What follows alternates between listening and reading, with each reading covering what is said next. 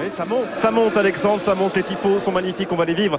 Ces tifos avec François-Charles Bidot, on va surtout vivre ce Saint-Etienne-Paris Saint-Germain, dernier match de la 8e journée avec l'orchestre de Denis Balbir, avec Franck Sauzet, avec Gilles Vessière, avec le Monsieur Stat, avec Philippe Doucet. C'est à vous messieurs, coup d'envoi à 21h. Ça sera dur pour Saint-Etienne parce que dans les moments clés, les Verts quelquequefois perdent pied. Pour l'instant oui, notamment vous faites allusion au match d'Auxerre où ils avaient la possibilité d'aller même chercher une 3e place et en fait ils se sont désagrégés et ils ont loupé ce rendez-vous. Alors est-ce par manque de maturité on va dire ou trop de pression, je ne sais pas, il y a quel entraîneur qui peut répondre.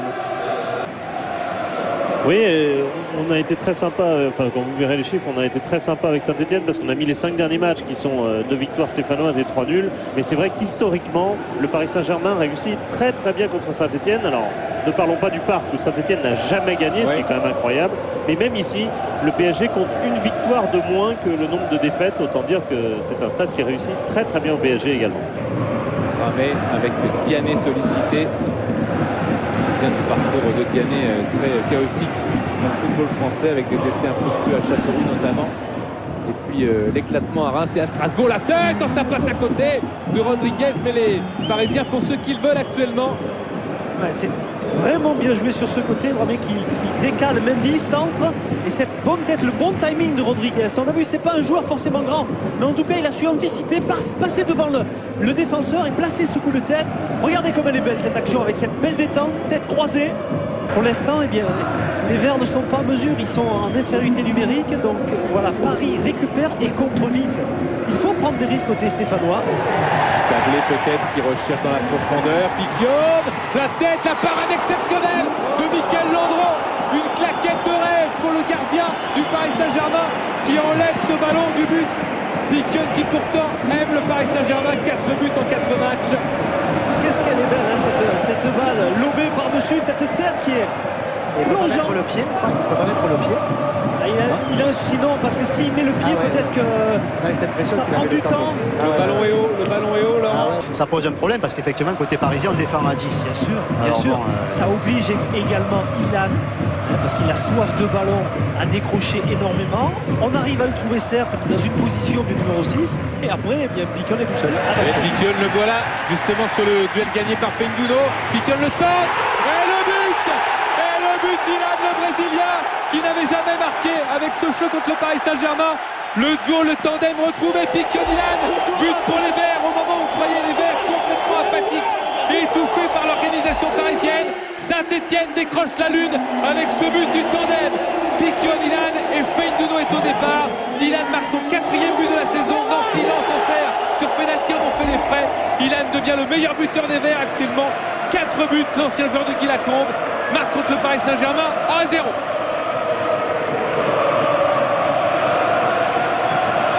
C'est ce long ballon et cette action, voilà, dans le dos. Il va au bout, Piquion, il va au bout.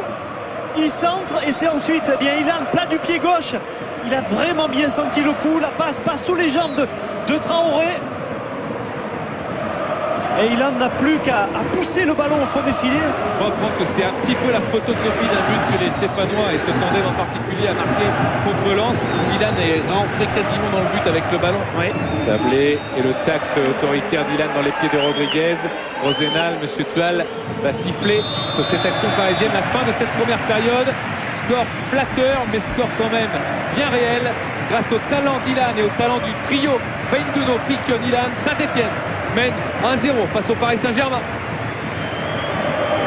Deuxième période pour ce Saint-Etienne-Paris Saint-Germain, avec donc le seul changement, Saint-Etienne n'a pas changé son 11 de départ. Et c'est parti pour le Paris Saint-Germain avec Rosenal. Oui, je crois, Gilles Vessière, vous êtes avec nous. Monsieur Tuel va suspendre la rencontre pour jet de fumigène et non-visibilité. Voilà, exactement. Il a demandé à l'assistant quelle était sa visibilité. Il a vu que Michael Landreau était gêné. L'assistant lui a confirmé aussi qu'il était gêné. Donc il va attendre effectivement que l'effet des fumigènes ne soit plus gênant pour les joueurs et aussi pour l'assistant. Julien Sablé avec un ballon convoité par Vincent Ognon, mais un Julien Sablé qui ne savait pas trop comment utiliser cette balle. Ilunga avec Dernis qui s'est retourné, Samy Traoré qui l'attend. C'est bien joué. Ilan, Piquion, oh c'est bien joué. Ilan encore en position peut-être de frappe. Ilan qui va frapper. La frappe, le crochet, il en a fait trop. Ilan peut-être, non c'est Piquion qui met le ballon au fond, mais monsieur Tual a soufflé. Auparavant, une main. Contact du ballon avec la main. Et le duo Ilan-Piquion. C'est sur ce tacle en fait. Et oui, le ballon monte sur le bras gauche, mais on a la sensation, on le verra, ouais, Yamin c'est indéniable, mais on a la sensation qu'il a été trop gourmand. Rodriguez, et ce sera le 3e changement effectué par Guy Lacombe avec Paoletta qui a raté sa passe. Heureusement pour les Stéphanois, Vincent Ognon-Piquion avec à droite Feindouno. C'est Sablé. Sablé, Piquion dans la profondeur, Traoré qui va vite, Piquion également, Piquion face à Leandro, Piquion toujours, et la prise de balle incroyable, magnifique de Michael Landreau dans les pieds d'un Piquion qui avait fait le plus difficile. Et je suis à côté de Laurent aussi. Lolo, on a l'impression qu'il va falloir mettre du monde un petit peu au milieu. Non, j'ai l'impression que ça a l'air de bouger côté parisien. Je ne sais pas si ça vous inquiète ou pas, mais il y a beaucoup d'atouts offensifs. Je crois qu'ils ont mis toutes leurs armes offensives. Effectivement, il faut qu'on soit très compact, qu'on reste en bloc. Et c'est vrai que je dirais utiliser les moments où on a le ballon pour sortir, pour essayer de la conserver un petit peu, parce que là on est vraiment sous pression. Donc effectivement, ça va être intéressant que défensivement on soit très costaud. Et Jérémy Janot demande à ses défenseurs, alors que Edouard Cissé demande à ses attaquants d'être plus performants, d'être plus saignants, d'être plus combatifs. Avec ce ballon frappé fort et la claquette de Jérémy Janot exceptionnelle, comme l'avait été sur ce but tout à l'heure celle de Michael Landreau, mais plus à terre. Elle est aérienne, quelle est belle. Il est bondissant et surtout, qu'est-ce qu'il était judicieux ce coup franc, aller chercher la lucarne opposée, on ne sait jamais si le gardien stéphanois avait anticipé. Le corner de Rodriguez, et Janot encore, avec c'est pas fini ce ballon au-dessus du but. Quelle intervention double de Jérémy Janot qui, je vous le rappelais tout à l'heure, est l'auteur vraiment de saison remarquable. Et celle-là, Denis, il faut aller la chercher parce que cette tête piquée de Yepes qui s'élève au-dessus de la mêlée, il y a un rebond, on le voit claquette des deux mains. Il est explosif, il faut jaillir sur ce coup-là et on voit il se détend. Les mains également sont là, les deux mains. Sylvain Armand avec au cœur sur lui, mais il réussit à transmettre jusqu'à Rodriguez, infatigable. Kalou est dans un couloir gauche où il peut centrer. Paoletta, Janot encore. Ilunga qui dégage, quel réflexe de Janot, alors que Paoletta était seul devant le gardien stéphanois.